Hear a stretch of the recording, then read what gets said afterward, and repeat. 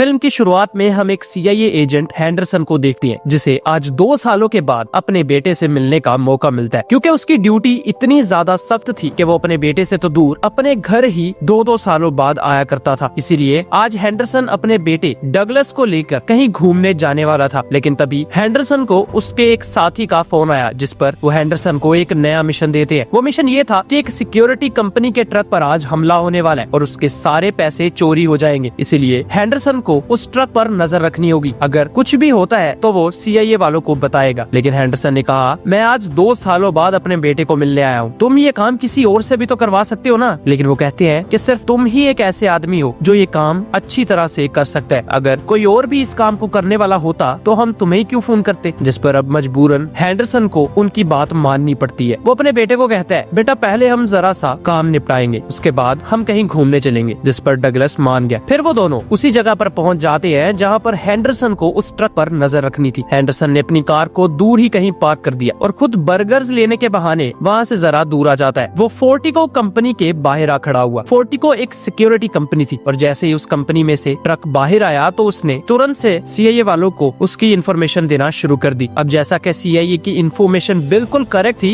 इसीलिए उस ट्रक पर कई वर्कर्स हमला करके सिक्योरिटी गार्ड्स को बाहर निकाल लेते हैं और तुरंत से उस ट्रक को लूटना शुरू कर देते हैं। उस गैंग में से एक आदमी ने उन दोनों सिक्योरिटी गार्ड्स को जान से मार दिया। उन्होंने हैंडरसन के बेटे को भी कार से बाहर निकाल कर जमीन में लिटा दिया था। मगर जब उस आदमी ने सिक्योरिटी गार्ड्स को जान से मारा तो डगलस ने उस आदमी का चेहरा देख लिया। इसलिए वो आदमी कोई सबूत ना छोड़ने की वजह से डगलस को भी जान से मार डालता है। ये सब कुछ हैंडरसन भी देख रहा था। हैंडरसन तुरंत ही उस आदमी की तरफ गुस्से से बढ़ने लगा, लेकिन उसने हैंडरसन के दोनों कंधों पर तुरंत ही फायर करके उसको अधमरा कर दिया। फिर वो सीन कट हो जाता है। अब हम 8 महीने बाद का सीन देखते हैं, जहाँ पर हैंडरसन अब बिल्कुल ठीक हो चुका था और वो तुरंत ही अपने हेड के पास आया, जिसका नाम कर्कमैन होता है। कर्कमैन ने कहा, हमने उन लोगों को ढूंढने की बहुत कोशिश की, लेकिन हमें सिर्फ इतना ही पता चल पाया है कि वो पहले आर्मी के लिए कमांडोज रह चुके हैं, इसलिए वो जो भी काम करते हैं अपने पीछे कोई भी सबूत नहीं छोड़ते। हैंडरसन ने कहा, बस आप मुझे 3 माह की छुट्टियां दे दीजिए, मैं उन कमीनों को खुद ही ढूंढ लूंगा। जिस पर कर्कमैन ने कहा, ठीक है, तुम जो भी करोगे और तुम जो भी रायता फैलाओगे मैं उसको साफ कर दूंगा। इतना कहकर हैंडरसन वहाँ से चला जाता है। फिर हम देखते हैं हैंडरसन और उसकी गैंग को, जो काफी ज्यादा परेशान थे। वो लोग अगर उस दिन गलती ना करते और अपने बॉस को साइड पर ना भेजते तो ये नौबत ही ना आती। माइक कहता है, हम जिस तरह भी हो सकता है उस तरह आपकी मदद कर रहे हैं और उन गुंडों को पकड़ ही लेंगे। उसके थोड़ी सी देर बाद हम देखते हैं माइक और उसके साथी को, जो एक अपार्टमेंट के बाहर आए थे। वो अंदर आते ही उन सभी ड्रग डीलर्स के बॉस को पकड़ लेते हैं और उसे हैंडरसन के सामने लेकर आ गए। हैंडरसन उनसे पूछता है, 8 माह पहले जो रोबरी हुई थी उसमें तुम्हारी ट्रक इस्तेमाल की गई है, बताओ तुमने उस दिन वो ट्रक किसको रेंट पर दी थी। लेकिन वो आदमी कहता है, मुझे उस चीज के पैसे मिल चुके हैं, तो अगर तुम मुझे मार भी दोगे तो मैं ये कभी नहीं बताऊंगा। लेकिन तभी उसके सामने हैंडरसन के आदमी उसी की बहन को लेकर आ जाते हैं और तुरंत ही उसे टॉर्चर करने लगे। जिस पर पहले तो वो आदमी कुछ नहीं बताता, मगर अपनी बहन को मरता देख उसने सभी के नाम हैंडरसन को बता दिए, जिसके तुरंत बाद ही वो सीन कट हो गया। फिर हम देखते हैं माइक को, जो एक ड्रग डीलर के पास आया था। उसने सभी को बंदी बनाकर हैंडरसन को अंदर बुला लिया। हैंडरसन कहता है, इन सब का मरना तो तय है, क्योंकि एक तो वो ड्रग डीलर्स थे और ऊपर से ये सभी उन गैंग मेंबर से मिले हुए हैं। जिस पर हैंडरसन एक एक करके उन सभी को मार डालता है। हैंडरसन को उन सब लोगों के बारे में सब कुछ पता चल चुका था, इसलिए अब हैंडरसन ने माइक को अपनी कार में बुलाया। हैंडरसन ने कहा, तुम सब ने मेरी बहुत ज्यादा मदद की, इसके आगे जो भी करूंगा मैं अकेला ही करूंगा, क्योंकि अगर वो लोग काफी ज्यादा हुए तो वो तुम लोगों की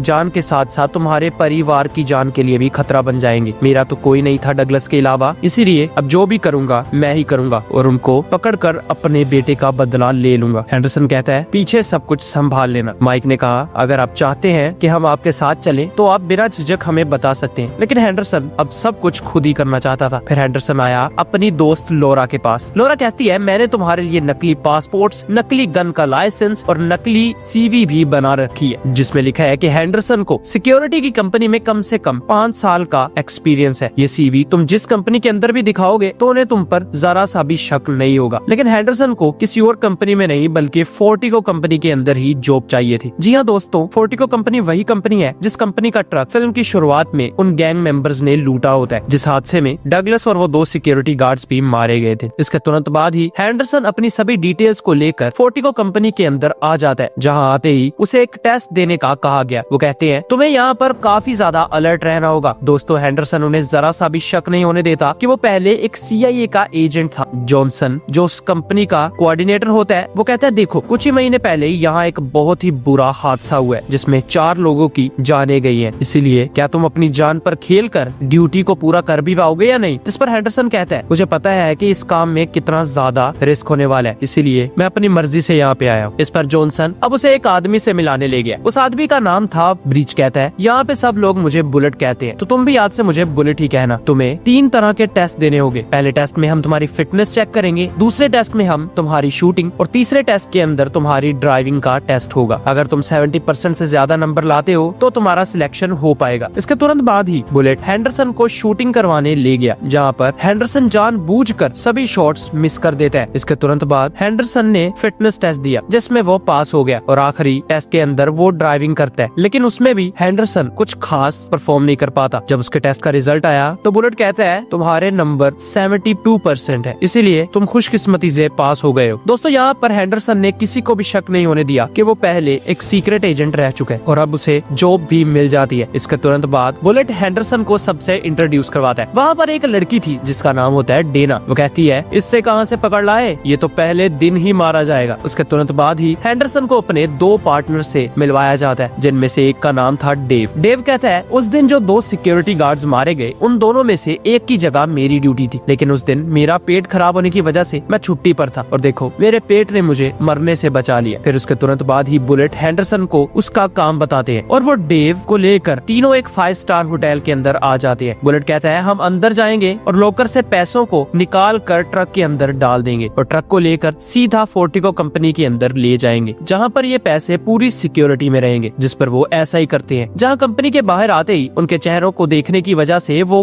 गेट खुल जाता है। जैसे ही वो बिल्डिंग के अंदर आए तो बुलेट ने एक कोड बोला जिस वजह से अंदर आने की इजाजत भी उनको मिल जाती है। दोस्तों हम देखते हैं कि फोर्टिको कंपनी के अंदर काफी ज्यादा सिक्योरिटी रखी गई थी, इसीलिए कंपनी के बाहर ट्रक्स को लूटना काफी ज्यादा आसान है, जबकि कंपनी के अंदर चोरी करना तकरीबन इम्पॉसिबल। जब सभी लोग अपने अपने बैजेस को अपनी अपनी जगह पर रख रहे थे तभी हैंडरसन ने उन सभी के बैजेस को काफी ज्यादा गौर से देखना शुरू कर दिया, लेकिन उसे पहले तो किसी पर भी शक नहीं होता। इसके तुरंत बाद ही वो लोग एक क्लब के अंदर आ जाते हैं, जहाँ पर एक एम्प्लॉय ने हैंडरसन को काफी ज्यादा तंग करना स्टार्ट कर दिया। वो कहता है तुम जैसे गंजे इतनी बहादुरी का काम कभी नहीं कर सकते। जब तुम चोरों को पहली बार देखोगे तो तुम्हारी पैंट गीली हो जाएगी। ये सुनते ही हैंडरसन को काफी गुस्सा तो आया, लेकिन अगर वो यहाँ पर उस आदमी से लड़ता तो उसका मकसद कभी पूरा नहीं हो पाता, इसलिए वो उस आदमी को चुपचाप वहाँ से जाने का कहता है, जिस पर वो आदमी उसे तंग करना बंद कर देता है। अगले सीन में हम देखते हैं हैंडरसन और देव को, जो आज काफी ज्यादा पैसों की डिलीवरी करने वाले थे, लेकिन उनके रेडियो पर एक मैसेज आया जिसकी दूसरी तरफ कुछ लोग कहते हैं अगर तुम हमारी बताई हुई पोजीशन पर ट्रक और उन सभी पैसों को लेकर नहीं आए तो बुलेट को हम जान से मार देंगे। रेडियो पर बुलेट भी कहता है जैसा ये कहते हैं वैसा ही करो, जिस पर डेव काफी ज्यादा परेशान था, लेकिन हैंडरसन उसे कुछ नहीं कहता। हैंडरसन कहता है हमें वैसा ही करना होगा जैसा वो कहते हैं, वरना हम बुलेट को खो देंगे। डेव उनके अड्डे पर अपने ट्रक को लेकर आ जाता है, जहाँ पर हम देखते हैं कि उन्होंने बुलेट को बंदी बना रखा था और वो कहते हैं कि जल्दी से सभी पैसों को गाड़ी की डिग्गी में डालना शुरू कर दो। इसलिए हैंडरसन एक एक करके पैसों से भरे बैग को उनके ट्रक में फेंकना शुरू कर देता है, लेकिन उसने जानबूझकर एक बैग नीचे गिरा दिया। जैसे ही उनका एक आदमी नीचे से गिरा हुआ बैग ऊपर उठाने आया तो हैंडरसन ने उसके सर पर शूट कर दिया। इतने में सभी लोग अलर्ट हो जाते हैं, मगर हैंडरसन एक एक करके उन सभी को हेडशॉट मारता है और सबको मार गिराता है, बस उनके लीडर को छोड़कर, जो सभी साथियों की मौत को देखने की वजह से डर के मारे वहाँ से भागने लगा। हैंडरसन ने भी उसका पीछा करना शुरू कर दिया। हैंडरसन ने उसकी टांग में एक गोली मारी, लेकिन वो फिर भी उठा और वहाँ से भागने लगा। हैंडरसन ने उसकी दूसरी टांग में भी गोली मार दी, जिससे वो आखिरकार नीचे गिर जाता है। हैंडरसन उसके पास आया और उससे कहने लगा कि जैक्सन कौन है। जी हाँ दोस्तों, जैक्सन वही था जिसकी गैंग को हमने फिल्म की शुरुआत में देखा था, वही गैंग जिसने हैंडरसन के बेटे को गोली मारी होती है और जैक्सन उस गैंग का लीडर है। वो आदमी कहता है मुझे नहीं पता कि जैक्सन कौन है, लेकिन मुझे इतना जरूर पता है कि तू मुझे गोली नहीं मार सकता। मगर हैंडरसन ने तुरंत ही उस पर गोली चला के उसका भेजा बाहर निकाल दिया। ये सब कुछ बुलेट और डेव भी देख रहे थे और वो हैंडरसन की बहादुरी को देखकर काफी ज्यादा इम्प्रेस होते हैं, क्योंकि बुलेट ने हैंडरसन का जब टेस्ट किया था तब तो हैंडरसन कोई और ही था और अब मानो जैसे ये हैंडरसन हो ही ना। इसके तुरंत बाद वो सीन कट हो जाता है और हम देखते हैं 2 CIA के एजेंट्स को, जो अब हैंडरसन के पास आकर उससे कुछ सवाल कर रहे थे। वो कहते हैं कि हमें उन चारों के बारे में कुछ बताइए जिनसे आज आप लड़े थे। मगर हैंडरसन कहता है ना तो मुझे उनकी गैंग का कुछ पता है और ना ही मुझे इस चीज में कोई इंटरेस्ट है। मुझे जिस चीज के पैसे दिए जाते हैं मैंने वैसा ही किया, इसीलिए मुझे जाने दो। और इतना कहकर हैंडरसन वहाँ से बाहर आ गया। बाहर आते ही उसे जॉनसन मिलता है। जॉनसन कहता है, यार टेस को देखा जाए तो तुमसे तो गोली तक नहीं चल रही थी, लेकिन यहाँ पर तुमने तो 1v4 कर दिया। जिसके जवाब में हैंडरसन ने कहा, मैं भी तुम जैसा ही आदमी हूँ, बस फर्क सिर्फ इतना है कि जब मुश्किल आती है तब मेरा दिमाग और मेरी बॉडी 100% वर्किंग में आ जाते हैं। इसके तुरंत बाद ही हम फोर्टिको कंपनी के मालिक को देखते हैं, जो हैंडरसन को कहता है, तुमने आज कमाल कर दिया, इसीलिए मैं तुम्हारा प्रमोशन कर रहा हूँ और तो और तुम्हें मैं बोनस भी दूंगा। इतना सुनते ही हैंडरसन वहाँ से चला गया। फिर हम देखते हैं कर्कमैन को। जी हाँ, वही कर्कमैन जो हैंडरसन का बॉस होता है। वो दो एजेंट्स जो हैंडरसन से पूछताछ कर रहे थे, वो कर्कमैन ने ही फॉर्मेलिटी के लिए भेजे होते हैं, ताकि किसी को शक ना हो कि कंपनी वालों ने काफी लोगों को मार गिराया और उनसे पूछताछ तक नहीं हुई। दोस्तों, कर्कमैन हैंडरसन की हर तरह से मदद कर रहा था। उसके तुरंत बाद ही अब वो सीन कट हो गया और हम 1 माह बाद का सीन देखते हैं, जहाँ पे हम हैंडरसन और बुलेट को एक जगह पर पैसों की डिलीवरी करता हुआ देख रहे थे। लेकिन इतने में ही कुछ बाइकर्स उनका रास्ता रोक लेते हैं और उनकी विंडशील्ड पर ब्लैक कलर का लिक्विड डालकर उनके विजन को ब्लॉक कर रहे थे। उन्होंने चारों तरफ से ट्रक पर बॉम्ब लगा दिए और एक स्मोक ग्रेनेड से अंदर काफी ज्यादा धुआं कर दिया, जिस वजह से हैंडरसन जैसे ही बाहर आया तो वो गैंग मेंबर्स ये देखकर परेशान हुए कि इस ट्रक में और कोई नहीं बल्कि हैंडरसन ही है। वो तुरंत से ही सब कुछ छोड़कर वहाँ से भाग जाते हैं। दोस्तों, हैंडरसन के बारे में अब पूरा शहर जान चुका था और जिस तरह हैंडरसन अपने काम को कर रहा होता है, इसीलिए सिक्योरिटी वाले भी अब हर दूसरे ट्रक के अंदर हैंडरसन की ही ड्यूटी लगा रहे थे, जो हैंडरसन के लिए काफी ज्यादा अच्छा भी था, क्योंकि इस तरह हैंडरसन के ज्यादा चांसेस है कि वो उन गैंग मेंबर्स को ढूंढ ले अगर उन्होंने दोबारा से चोरी करने का सोचा तो। और होता भी ऐसा ही है। अब हम देखते हैं उन गैंग मेंबर्स को जिन्होंने डगलस को मारा था। हमने देखा कि वो सब लोग अब काफी ज्यादा गुस्से में लग रहे थे, क्योंकि उन्होंने काफी देर से कोई बड़ा हाथ नहीं मारा होता। वो सभी पहले कमांडोज रह चुके थे, लेकिन उन सब का बॉस जैक्सन उनको कहता है कि अब हम काफी ज्यादा बड़ी चोरी करने वाले हैं, हमें इतना पैसा मिलेगा कि फिर दोबारा हमें चोरी करने की जरूरत नहीं पड़ेगी। उनकी बातों के दौरान एक आदमी कहता है कि जब से हमने चोरियां और डकैतियां करनी शुरू की हैं, तब से हम बहुत ज्यादा माला माल हो चुके हैं। इतना ज्यादा पैसा शायद ही किसी कमांडो को कोई आर्मी दे दे। सब लोग बातचीत कर ही रहे थे कि तभी केविन कहता है कि मैं काफी देर से बोरिंग जिंदगी गुजार रहा हूँ, क्योंकि बड़े दिनों से मैंने किसी को मारा तक नहीं है। जी हाँ, ये वही केविन था जिसने डगलस और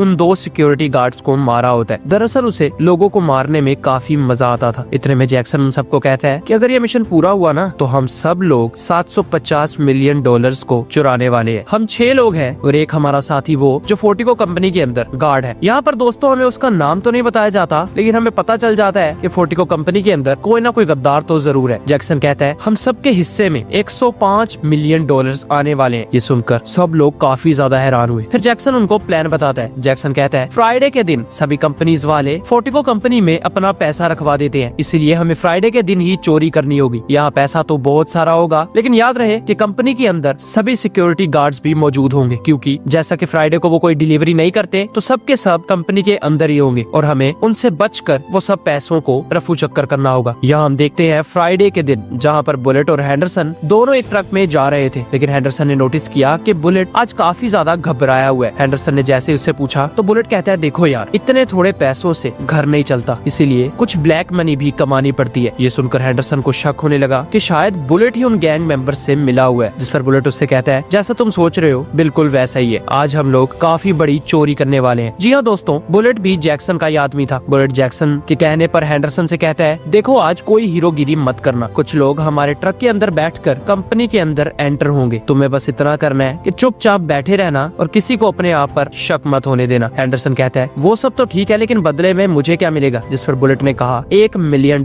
असल में बुलेट खुद $100 मिलियन लेने वाला था, जबकि हैंडरसन को सिर्फ $1 मिलियन। इतना कहकर उसने अपने ट्रक को एक गैराज के अंदर पार्क किया और तुरंत ही अपने कैमरास बंद कर दिए। कैमरास जैसे ही बंद हुए तो कंपनी में से बुलेट को फोन आता है। कहते हैं तुम्हारे कैमरास बंद क्यों हो गए? बुलेट कहता है उनमें जरा सी खराबी आई है, मैं जैसे ही उनको ठीक कर लूंगा तो तुम्हें दोबारा बता दूंगा। लेकिन तभी पीछे से गैराज के अंदर एक कार आती है, जिसमें से जैक्सन और उसकी गैंग नीचे उतरते हैं और तुरंत ही बुलेट और हैंडरसन के ट्रक के अंदर बैठकर कंपनी के बाहर आ गए, जहाँ पर कंपनी वालों ने हर रोज की तरह दरवाजा खोल दिया। जब वो कंपनी की बिल्डिंग के अंदर आए तब बुलेट कोड कहकर दरवाजा खोलने का कहता है, जिस पर वो गार्ड्स दरवाजा खोल देते हैं। अंदर आते ही उन सभी गैंग मेंबर्स ने बाहर निकलते साथ ही वहाँ पर मौजूद सभी को गन पॉइंट पर ले लिया। उन्होंने तुरंत से हैंडरसन को एक जगह पर ले जाकर उसके हाथों को बांध कर नीचे लेटा दिया और बाकी सबको अपनी अपनी गन्स नीचे फेंकने का कहते हैं, जिस पर वो सब डर के मारे ऐसा ही करते हैं। फिर उसके तुरंत बाद वो बुलेट को गन पॉइंट पे लेकर लॉकर पर मौजूद गार्ड्स को दरवाजा खोलने का ऑर्डर देने लगे। उन गार्ड्स ने दरवाजा खोलने की बजाय उन सब पर फायरिंग करना शुरू कर दी, मगर उन सब ने बुलेट प्रूफ आर्मर्स पहने हुए थे जिससे उन पर गोलियों का कुछ असर नहीं हो रहा था और वो एक एक करके सिक्योरिटी गार्ड्स को मार डालते हैं। यहाँ हमने देखा कि जैक्सन के एक गैंग मेंबर को कंधे के नीचे ही गोली लग चुकी थी, इसलिए अब वो जरा जल्दी करने का कहने लगे और उन पैसों को अपने बैग्स में भर कर वहाँ से निकलने लगे। यहाँ हमने देखा कि कंपनी के बाहर अब पुलिस आ चुकी है। सभी गैंग मेंबर्स कहने लगे 9 मिनट के अंदर अंदर स्वाट टीम यहाँ पहुँच जाएगी। स्वाट टीम अगर यहाँ पर आ गई तो हमारा बचना इम्पॉसिबल होगा, इसलिए हमें जल्दी करनी होगी। उनकी बातों के दौरान ही हेंडरसन ने एक आदमी की गन से उसी पर फायर कर दिया और उसको एक ही झटके के अंदर मार गिराया। उसकी मौत हुई और हमने देखा कि हेंडरसन ने डेव को कहा कि चलो आओ मेरी मदद करो, इसलिए अब हेंडरसन तुरंत ही उन सब से लड़ना शुरू कर देता है। यहाँ हम देखते हैं बुलेट को जो तुरंत से वहाँ पर मौजूद डेना और उसके दोस्त को भी मार डालता है, लेकिन दूसरी तरफ डेव ने उसी गैंग मेंबर को जान से मार गिराया जिसे लड़ाई में कंधे के नीचे गोली लगी थी। अब वहाँ पर जैक्सन, बुलेट और केविन ही बचे होते हैं, लेकिन बुलेट ने डेव और हेंडरसन को फायर करके जख्मी कर दिया। डेव बेचारा तो वहीं पर ही मारा जाता है, इसलिए अब वो तीनों ट्रक के अंदर बैठकर सभी पैसों के साथ कंपनी से बाहर आ गए। उन्होंने पुलिस की कार्स को टक्कर मारी और वहाँ से भागना शुरू कर दिया। यहाँ ट्रक के अंदर हमने देखा कि जैक्सन के गले पर गोली लगने का निशान था और गोली उसके गले को छू कर गुजर गई, जिससे जैक्सन को काफी ज्यादा दर्द हो रहा होता है। केविन ने देखा कि एक हेलीकॉप्टर भी उनका पीछा कर रहा है, इसीलिए वो एक टनल के अंदर घुस गए और कुछ देर के लिए वहाँ पर रुक जाते हैं। बुलेट तुरंत से पैसों से भरे हुए बैग को ट्रक से बाहर निकालना शुरू कर देता है। हमने देखा कि जैक्सन का काफी ज्यादा खून बह चुका था, इसीलिए केविन उसके पास आया और उसे कहने लगा, आज मैं एक तीर से 2 शिकार करने वाला हूँ। एक तो मैं तुझे इस दर्द से फ्री कर देता हूँ और दूसरा तेरे ही पैसों को खुद रख लेता हूँ। इतना कहकर उसने जैक्सन के गले को तुरंत ही काट दिया और वो जैक्सन भी मारा जाता है। फिर बुलेट और केविन एक लिफ्ट के अंदर आ जाते हैं, जहाँ पर बुलेट उससे कहता है कि जैक्सन कहाँ है। यहाँ पर केविन बुलेट से झूठ बोलता है। केविन ने कहा वो हमें टनल की दूसरी तरफ मिलेगा। इतना कहकर उन्होंने पैसों को 4 व्हीलर्स पर लादा और सीधा टनल की दूसरी तरफ जाने लगे। वो जैसे ही वहाँ पर पहुंचे तो उन दोनों ने एक कार के अंदर उन पैसों को लोड कर दिया। जैसे ही सब पैसे लोड हो गए तभी वहाँ पर केविन ने बुलेट के गले पर गन रख दी और उसे एक ही सेकंड के अंदर शूट करके मार डाला। इसके तुरंत बाद ही केविन कार लेके वहाँ से पुलिस की नजरों से बचता हुआ चुपचाप निकल जाता है। इसी तरह उस अकेले ने उन सभी पैसों को हड़प लिया और फिर अब एक दिन गुजर जाता है। हम देखते हैं केविन को जिसके पास सारा पैसा